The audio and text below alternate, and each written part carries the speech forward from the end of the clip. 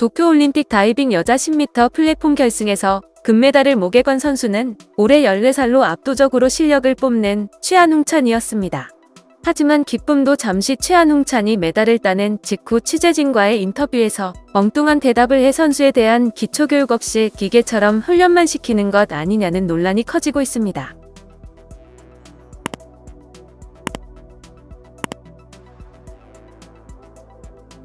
최한웅찬은 다이빙 여자 10m 플랫폼 결승 1차 시기부터 줄곧 1위를 지키며 도쿄올림픽에서 중국 최연소 금메달리스트로 이름을 알렸습니다.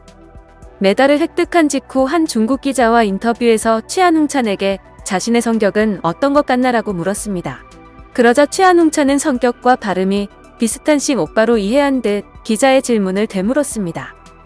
최한웅찬이 질문을 제대로 이해하지 못하자 옆에 있던 관계자가 평상시 너의 태도라고 설명해줬고 최한웅찬은 민망한 듯 웃으며 인터뷰를 이어갔습니다. 중국의 유명 과학저술가이자 인플루언서는 자신의 SNS에 14살이 일상적인 질문도 이해하지 못하는 걸 보니 귀여운 게 아니라 서글프다라고 글을 적었습니다. 최한웅찬은 메달을 따낸 뒤 돈을 많이 벌어서 엄마의 병을 치료해주고 싶다고 소감을 밝힌 바 있습니다.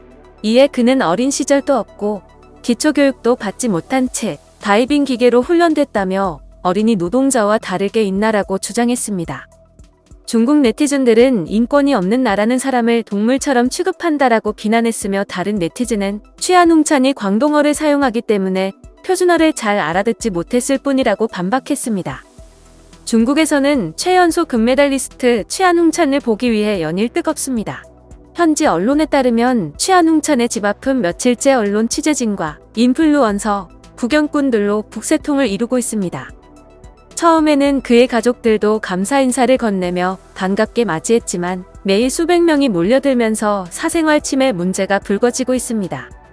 일부 인플루언서들은 온라인 생중계를 한다며 폭우 속에서도 24시간 내내 그의 집 앞을 찍어댔고 최한웅찬 집 앞마당에 나무 열매를 기념품으로 따가겠다며 무단 침입하는 이들도 생겼고 가족들에게 막무가내로 달려들어 기념사진을 찍어달라 하기도 했습니다. 나무에 올라 촬영을 감행하는 이들도 있으며 함께 사진을 찍자며 친문을 두들기는 것도 다반사라고 합니다.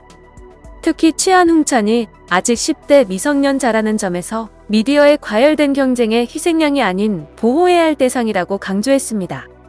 최한웅찬의 아버지도 한밤중에도 집 주변을 촬영하는 이들에게 조금만 조용히 좀 해달라.